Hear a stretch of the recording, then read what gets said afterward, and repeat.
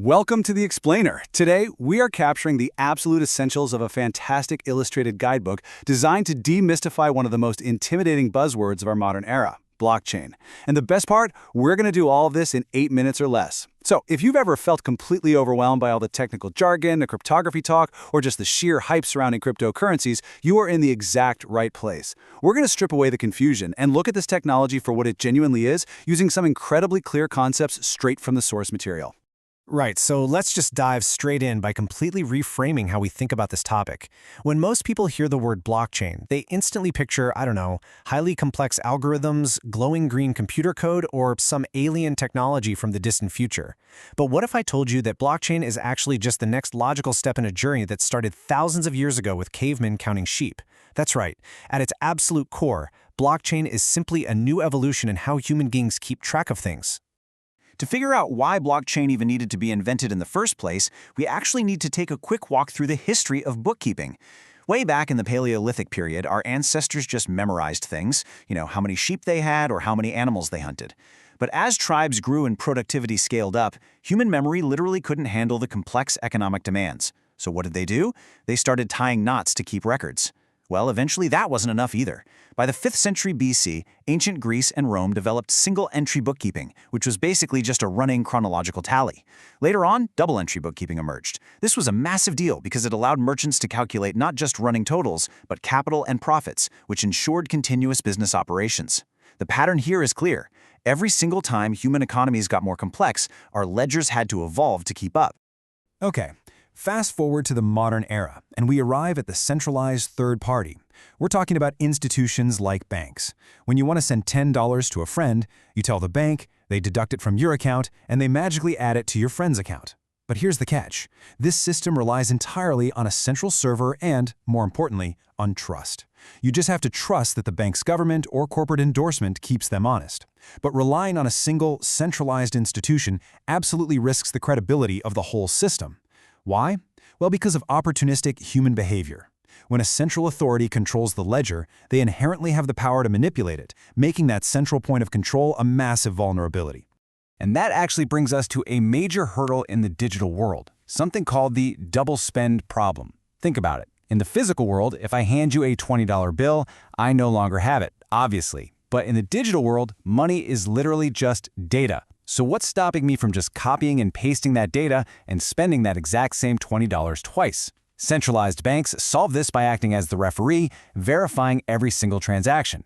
So the core conflict that a truly digital, decentralized currency system has to overcome is how to prevent double spending without relying on a centralized referee.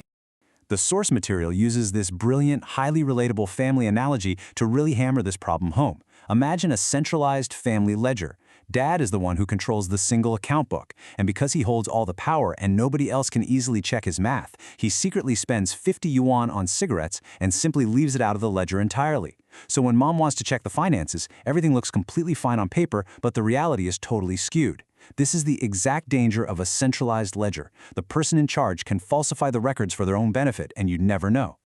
But wait, here is the real aha moment. Let's see what happens when that ledger is distributed. In this new scenario, mom, dad, and the kid all hold identical, perfectly synchronized copies of the exact same account book. Now, if dad goes out and buys his cigarettes, he can't just secretly erase it from his own book, because mom and the kid's books will immediately show a discrepancy. Because the ledger is distributed across the entire family, dad is completely unable to falsify the record. This is exactly the mechanism that keeps participants honest without needing a central boss looking over their shoulder. Which finally brings us to the formal definition. Blockchain is, quite simply, the ultimate distributed ledger.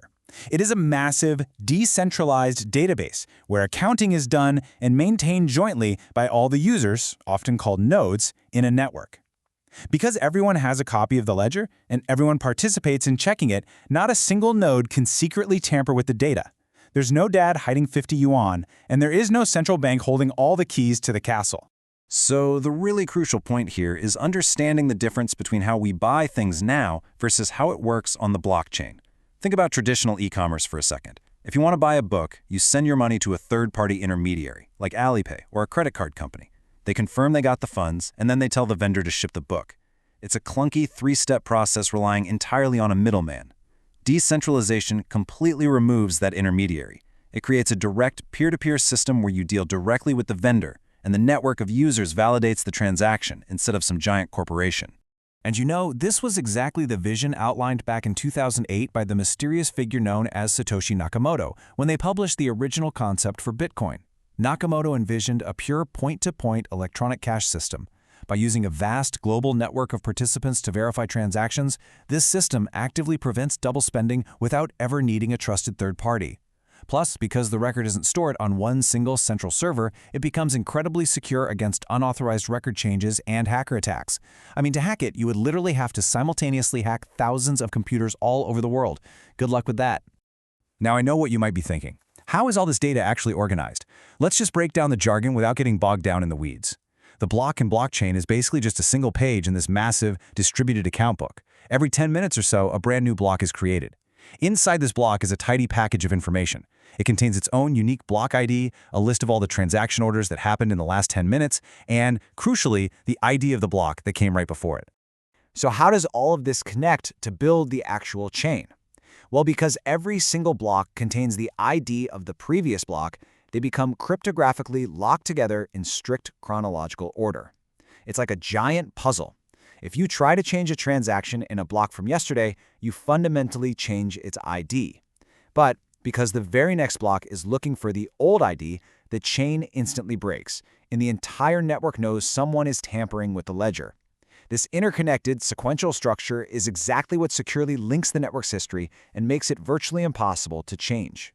Now, as this technology has grown and evolved, two primary categories have essentially emerged. First up, you have public blockchains, which are completely open to everyone in the world. Anyone can join, anyone can view the ledger, and anyone can participate in the network. Bitcoin is for sure your classic example of this. On the flip side, private blockchains utilize the exact same secure distributed ledger technology, but access is heavily restricted to specific individuals or entities. These are often used by big corporations to securely manage their own internal data across multiple departments without airing it all out to the public.